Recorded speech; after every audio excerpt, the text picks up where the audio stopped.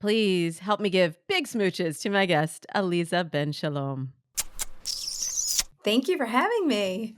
Well, now you're a big TV star, so I gotta have you back. I think when we last talked, the show had not yet premiered, and you were on the beginning of this journey, and now you have a new book, Matchmaker. Find me a love that lasts. So I'm so happy to have you here, and I'm so happy to hear also what you've learned in that time in your journey as Netflix's Jewish matchmaker. Yeah, I'm very happy to be here, and it's been a very interesting journey for like a year and a half. Three-quarters of the time I've been home, and a third of the time I've been on the road, traveling, visiting different communities, speaking, having live matchmaking events and programs. I've met over 20,000 people worldwide, even like Australia, Chile, Argentina, London, all over the States, Canada, and Israel, of course, as well. Yeah. It must be just wonderful, like, really getting to connect with people live, because really that's what you've done for so Yes. many years as a matchmaker. You're connecting people. And it also must be interesting. There were a lot of themes and philosophies that you talked about on our show the last time you were here that then I saw on the series that are now also being echoed in the book. And I imagine there are some that you get a little bit of resistance to, but I know you're an expert in this and you say all of these things for a specific reason. So let's unpack them a little bit and let's start at the top. I remember when you were here, you said, date them till you hate them.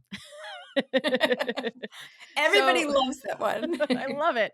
I love it. So tell everybody, first of all, what that actually means.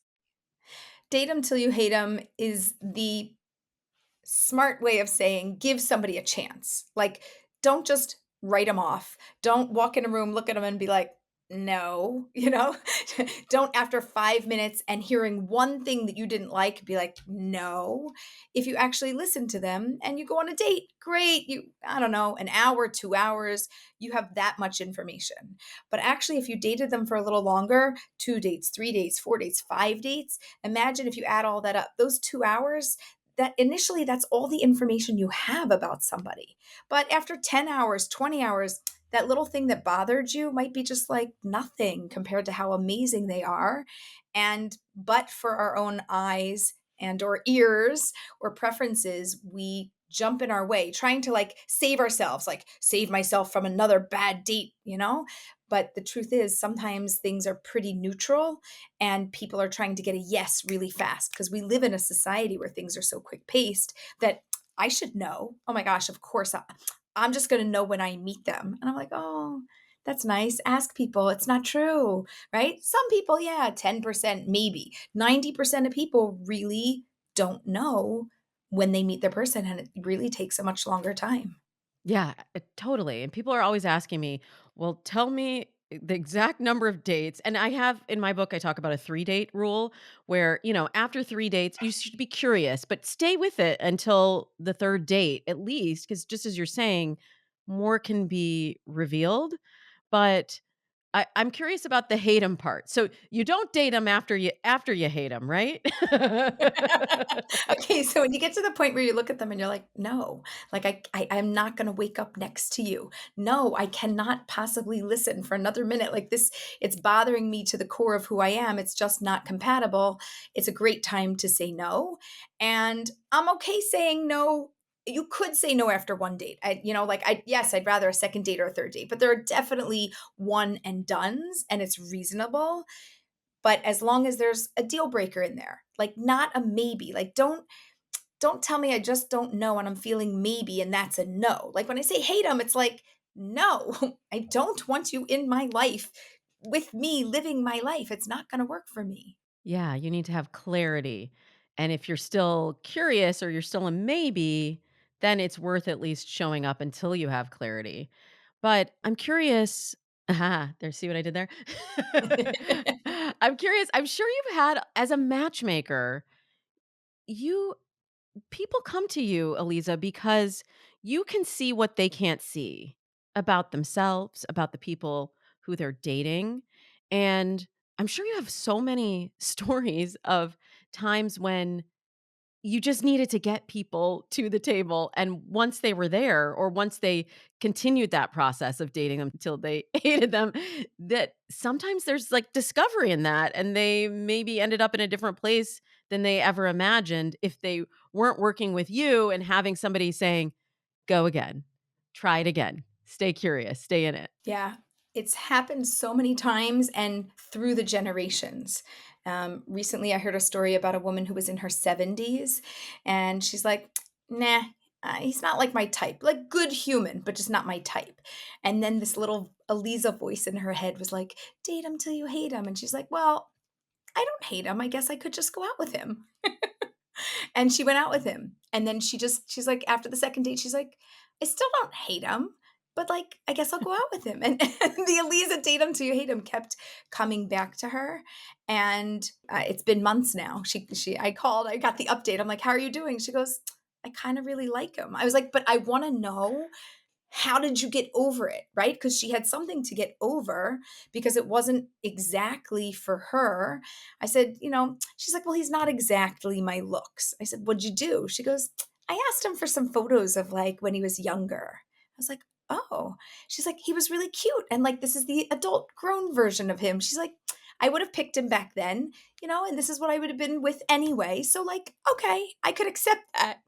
She did mental gymnastics to get through this, but it was a really smart thing to do because he was such a quality person. She enjoyed time. They had things in common. They got along really well. It's just easy to be in a relationship, and she figured out how to make it work for her. Yeah, and then a lot of times that initial attraction is actually a reflection of our past decisions, and I don't know if your past decisions in dating haven't worked out for you, maybe it's worth saying, because I did this myself. When I was before I was dating my husband, I did this plan for myself called Operation Date Nice Guys, because I was realizing I was dating these a-holes and guys that just didn't show up in the way that I needed for a partner. And so I was like, I need to look at what I'm attracted to and see if I can shift that and not look at like nice or reliable as like, oh, well, that's boring. It's actually like, oh, that allows my nervous system to relax a bit. And right. Yeah, And that's actually what I'm really. looking for in partnership. But sometimes it's just not right. Sometimes you go through that and it's just not right. So do you have any language for people, like, obviously if they're your client, you sometimes one of the benefits of working with a matchmaker is that you have somebody to broker some of those hard conversations for you. But for our listeners who are out here in the Wild West, I hear a lot of people who are afraid to really speak what they want or to end things because they don't have the words and they don't want to come off as mean. It's not appropriate to tell somebody, like, I just don't like your face, right? Like, I don't want to, I look, right? I'm laughing, but, like, it's because 'cause I've heard it before, like, "I just Right? don't you're just not attractive," it's like, "Oh, Right. did you have to Right, say and they wanna know, people wanna know, "But what's wrong with me?" And I'm like, "Nothing's wrong with you, it's just not a right fit." So, no, nothing's wrong, but, to say that, I people usually say, "I don't feel the chemistry," that usually means I don't like your face, or there's not enough chemistry, that means I don't like your face and your body enough. That's usually what that means. It can also relate to personality, the banter, the interplay, because it can be, like, very quiet, very relaxed date, something where there's like no vibe going, but usually they would say like, I'm not feeling it, or I'm not feeling drawn, Right. right? Like Mhm. if you listen to the deeper message, usually it's either, look, we're mind, body, soul here, right? So it's either I don't like what's on the outside, I don't like what's on the inside, or we're not aligned with our values in the direction that we want to go in life. And that's okay. Like, it's okay How do to you say say it, though? no. So, I look, if you're going out 1 or 2 times or whatever, it has to be you can't give them a specific reason. If you say something and they're gonna be like, "Yeah, but give me a chance because," and they're gonna try to talk you out of your decision. right? So if I'm advising the person who wants to say no and walk away, I'm going to tell you be a little bit generic, because if you're specific, then they're going to try to talk you into it. If I'm advising the other side that wants to get somebody to keep saying yes, right? They're going to say, "Oh, I don't feel the vibe." And like, "Oh, but is it anything specific?" "No, maybe not. Maybe we could try again." Like, I could work either side. It depends who hires me and how we can navigate and negotiate a situation. But I would just generically say, you know, we're not in alignment, or this isn't what I'm seeking or what I'm looking for. They might ask what you're looking for, but you don't have to answer. It's not relevant, right? You That's just your say, data, "Not that's this, your honey." information. No, but I also say that letting someone go, or like letting somebody know that you're not interested in them, we think that it's mean. We think that, quote, rejection is mean to someone. But I say it actually frees them up to then find somebody that's crazy about them. And I've seen that happen so many times too, where like somebody was sort of locked down in a relationship that was like, meh. And then the next person, they didn't even know they could have that kind of love.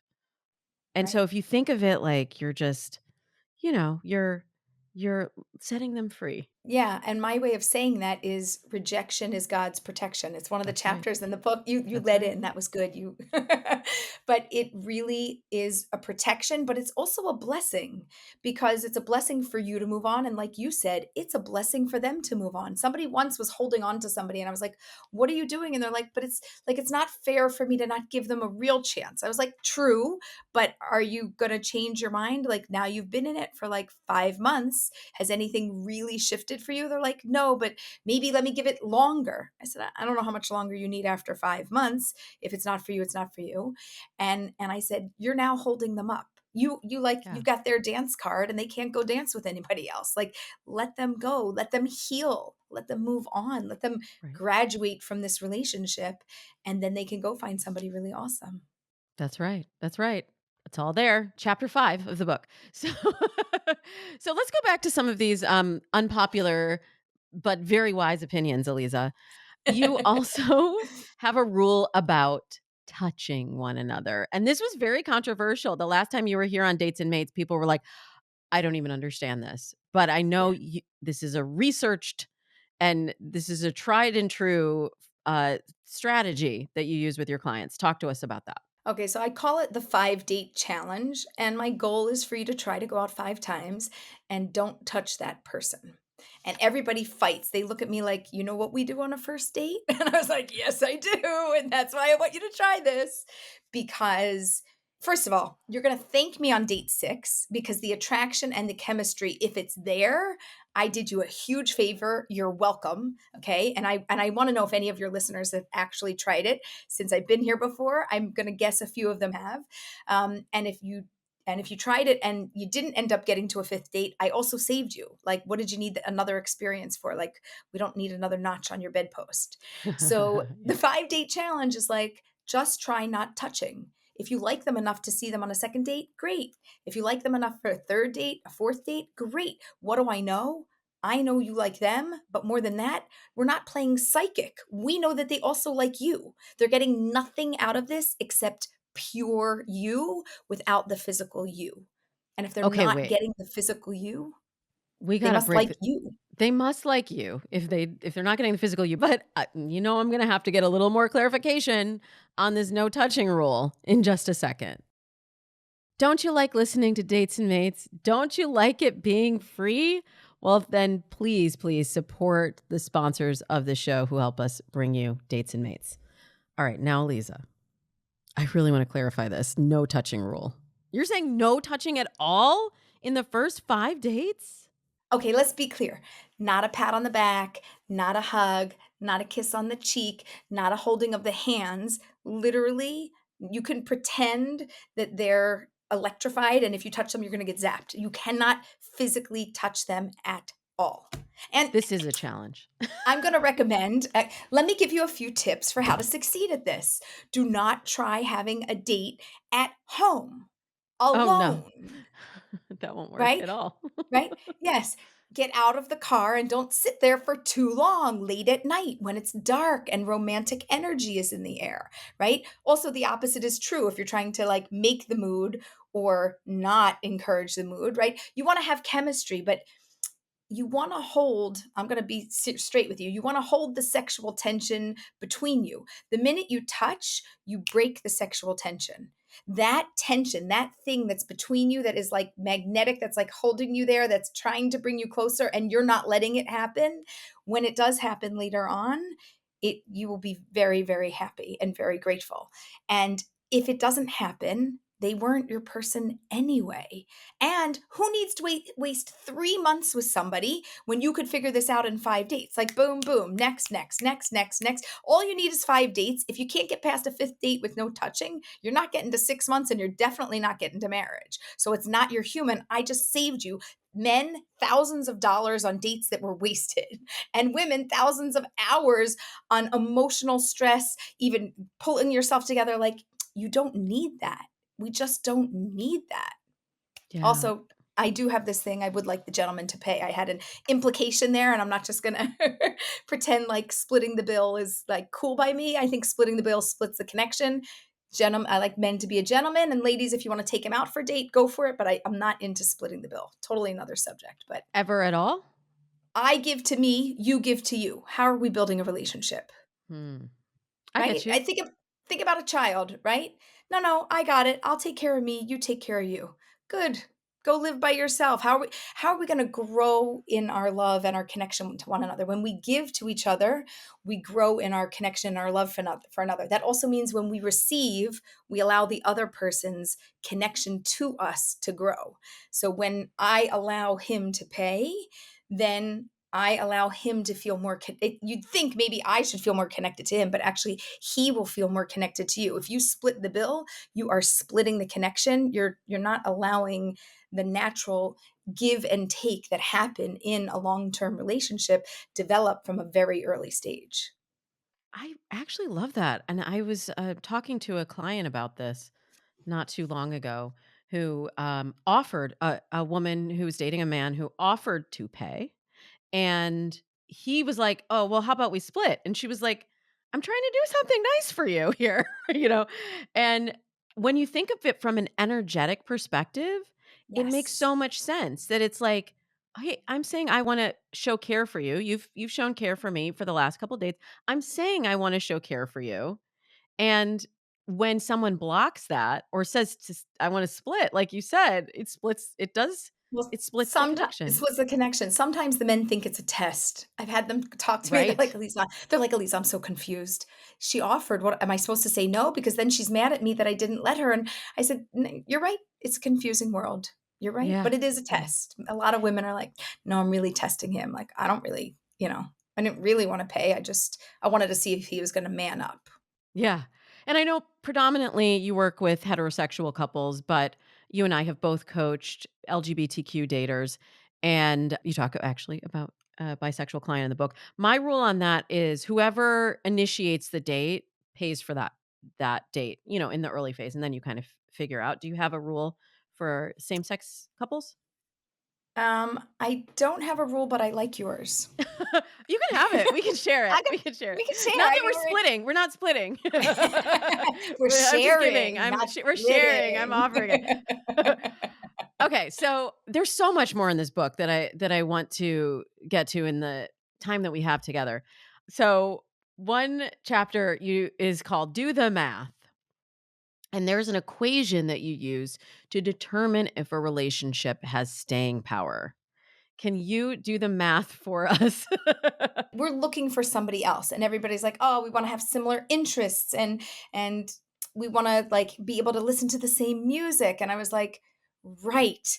But when you're married, those things are nice. They're almost like bonuses, and they're not the core of the relationship.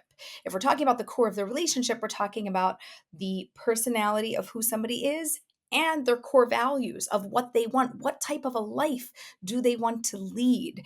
What kind of a community do they want to live in?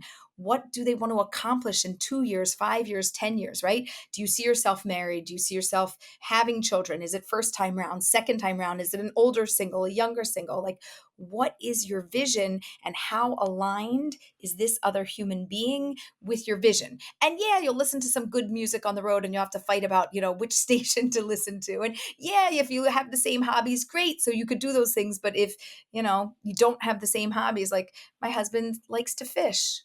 I don't like it doesn't like not at all, right? So like Mhm. it's not a hobby that we do together and it's not really relevant because it's the lifestyle of what we want out of life and we're building the same thing. It's like you got to be if you were building a business, you'd have to pick the right partner who had the same value system and the same goals. And we have to do that.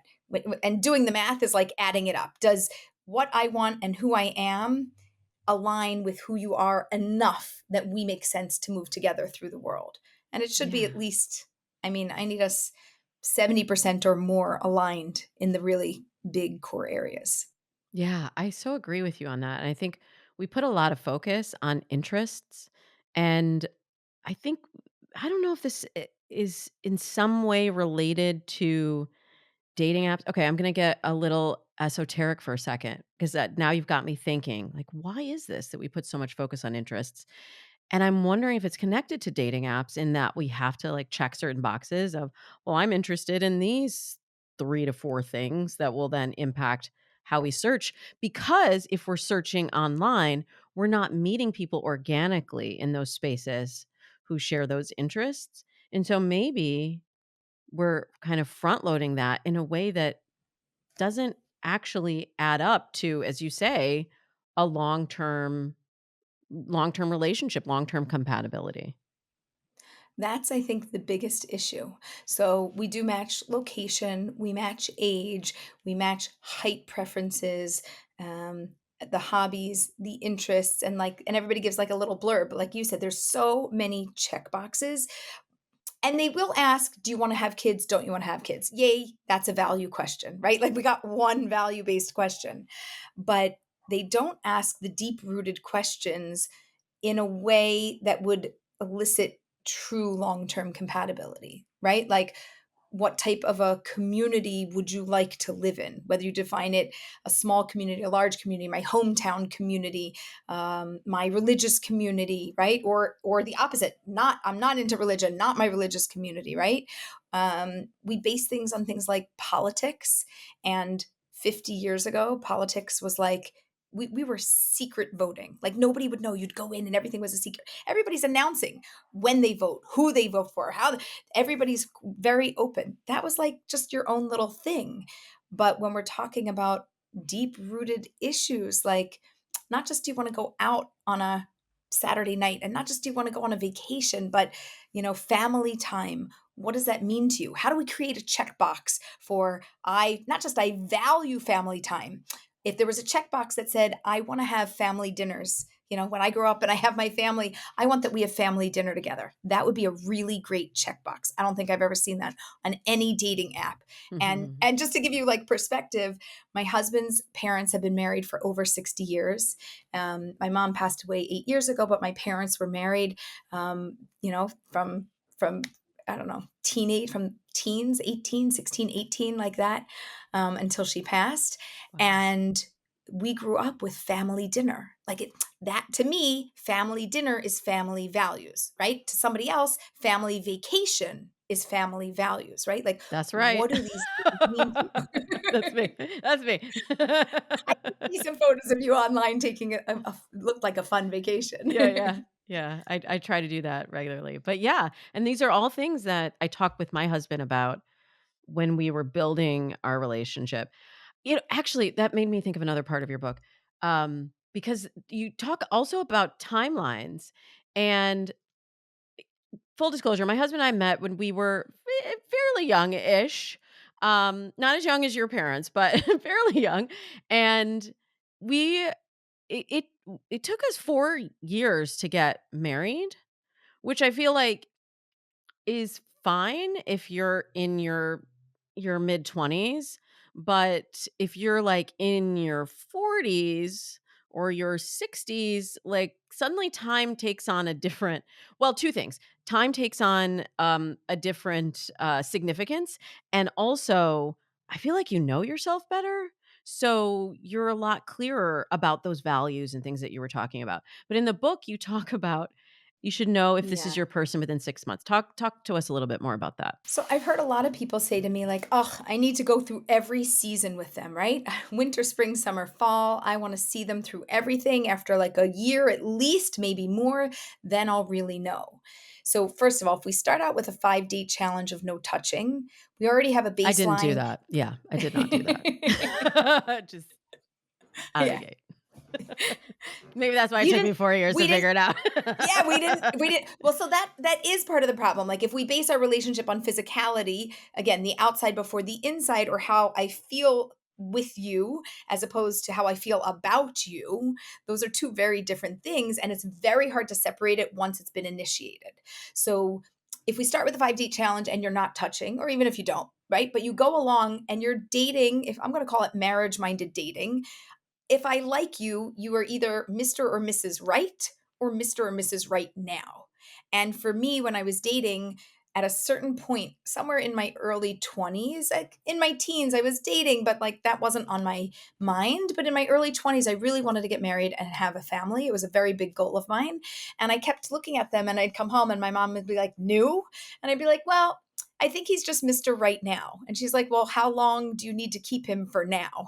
Right? Like, how long? And I was like, I don't know. I don't think it's the one. I'm pretty sure it's not. But like, whatever. I need this now. The relationship is good for me. Whatever reasons we have in our head of why we're sticking with somebody.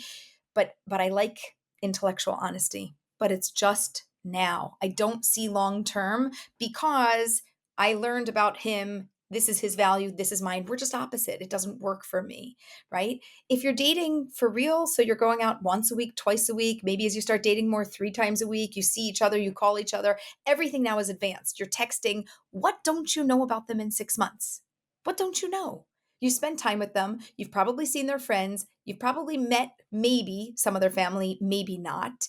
And you've seen them probably happy, sad, miserable, upset, angry. What don't you know? The thing you probably don't know is yourself. You don't know yourself well enough to say, are you matched with me? But about them, you know enough. So before you even get into the relationship, get very clear. Who am I? What do I want? What do I value? And how will I know when I meet somebody? What are my criteria for knowing that these things match or they don't match? Mm, you're so right. And I think that's where also dating goals come in too, because I was not dating for marriage in my mid 20s. So I did not know myself really. Like I knew You what I probably was looking for as a date. you accidentally met your human to like earlier than expected, but you met a Yeah. great person. Yeah, I mean, I met him intentionally. Like I was dating for a different kind of a relationship. Remember, I was doing Operation Date Nice Guys. Turns out Yeah. nice guys make great husbands Great. too. Oh, the But best. but there was also, I think, an evolution in that time, in those 4 years, where we were figuring out ourselves. We were getting our career started. So, those dating goals are really going to drive the timeline, I think, a lot too. But I feel like so many people rely on that instant chemistry and that sense of knowing. They're like, I just will either know or I won't know. And we've talked a lot about, the 5-day challenge. And we didn't even really touch too much on your 5-5-5 rule on dating, which we can talk about briefly. But this idea of chemistry you speak to in the book as well. So, can you tell us about the 5-5-5 date rule for Yeah. dating? And Yeah. then also your thoughts on quote chemistry and how it can be intentional. Yeah. So the committing to no more than 5 dates, no more than 5 hours, and no more than 5 days between the dates. So right, yeah. She's like, yeah. I'm trying to get momentum going. In the beginning, one of our greatest challenges is momentum and our mental gymnastics and this anxiety that we have in our head of like, if you're not the right person, I don't want to waste my time. I don't want to waste your time either. Let's just get out. And I'm like, no, no, no. Like mentally commit to 5 dates in your head, even if you don't go out, but mentally commit you're going to go out for 5 dates, and mentally commit that you're going to make a real effort. So no longer than 5 hours. 5 hours is too long for a date, right? A first date, a second date, 2 hours, maybe a little long. Like leave them wanting something, leave them being a little curious, leave them desiring to actually call you instead of being exhausted from meeting. And some people say, no, no, but if I like them, I'll be excited. Yes, but some people have a different timeline for how much interaction they can handle before they kind of power down. And you might have a different, you have to assume that everybody else's might be shorter. So we have to like make it that quantity of time, and like no more than 5 days. Like I get calls like, do you think he likes me? I don't know. Well, we went out on Friday and I haven't heard from him since. And what day is it? Well, it's Wednesday. Well, and uh, you know, You might not hear not from looking him. so good. If I have to like Yeah. weigh the scale, I'm gonna say like it's not looking so great. Um, and when we let too much time go, we lose the energy, we break the momentum. We're consistently holding. You talked about energetic fields, like it's almost like magnetism. Like we're drawn to each other, right? And the no touching is like, don't get stuck together yet. Just wait a minute. Just hold that energy and that tension. Like my kids, they used to like move their hands and like shake. And when you do like this, and you like create the energy between your hands, it almost feels like you have a ball here between your hands. Like feel that energy between the relationship without even having anything between you, and hold that, like, and get that momentum going for 5 dates. Like make something happen. Don't expect it to happen. Don't wait for it to be this magical thing that happens. Like I'll either know or I won't know. Okay. Again, 10%, 15% of people, maybe you'll know. 85% of people, you won't. You'll just sit there and you'll be anxious, and you'll have, like your head spin out a little bit, and you won't feel so sure. So get the 5 5 5 is to get the momentum going. You're so right. I was just talking to a client about this yesterday, and I was saying to him, "You gotta get momentum. You've gotta build momentum." And, a lot of my clients are matching on dating apps, and so I was like, 1 week. 1 week from the time that you match to that first date.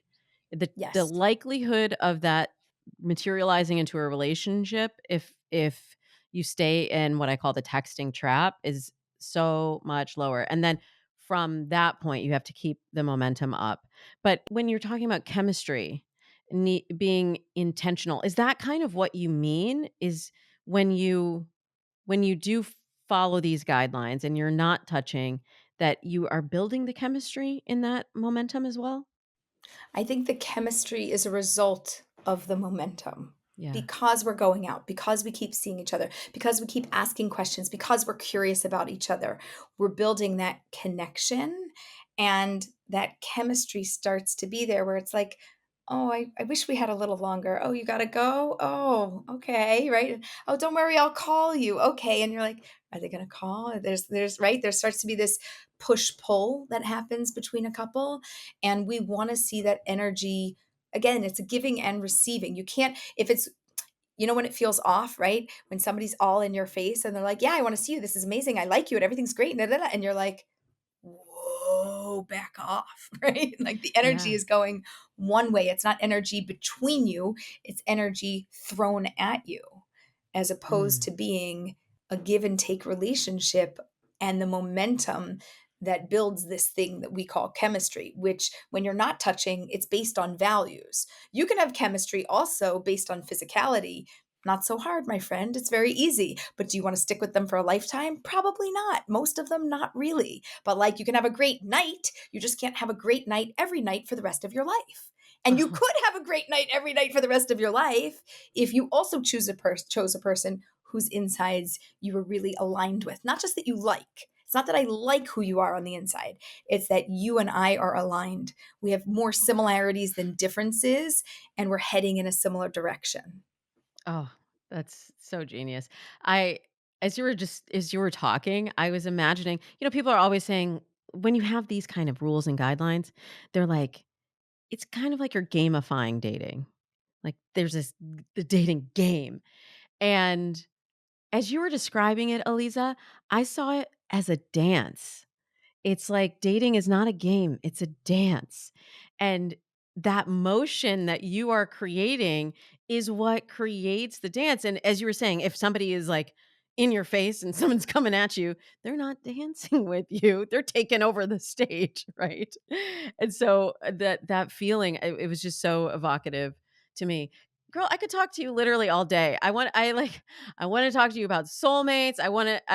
You talk in the book about like specific ways to have a recipe for a breakup and how to break up with somebody if it's not a match.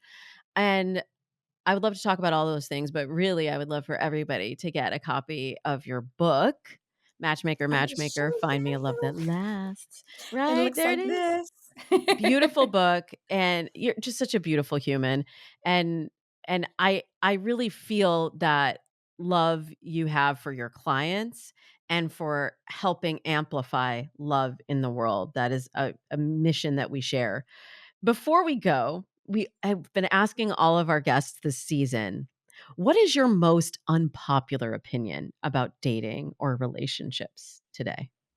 Oh, besides not touching. That is, I know. I was like, we've just talked about like three unpopular opinions, but is there anything else? Um, so something else that I have is called soulmate clarity, which is also in the book. And people have this thought that like I should just feel and know that it's my person.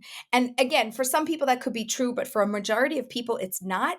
And I have a calculation for it. So it's very unpopular to be like doing math about your soulmate and adding it up, so to speak, and ranking where you're at and what you need and where your partner's at and what you think about them. By the way, we don't tell the partner, we only do it with one side.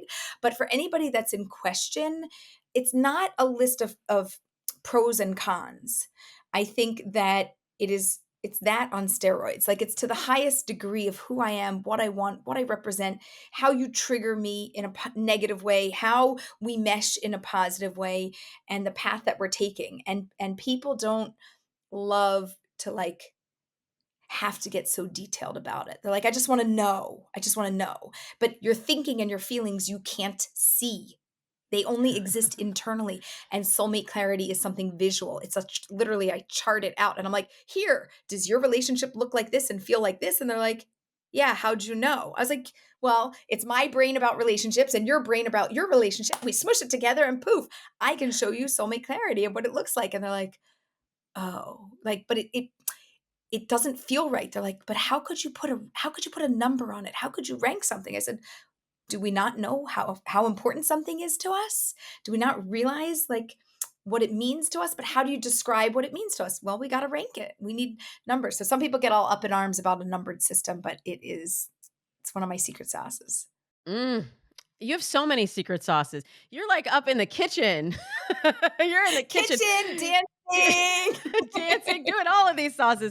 But this book is just fantastic. I'm so happy that you stopped by here at Dates and Mates to share your wisdom with us yet again. And everyone can pick up a copy of your book, Matchmaker, Matchmaker, Find Me a Love That Lasts. So pick up your copy. Thank you so much for being here, Aliza. Thank you so much for having me.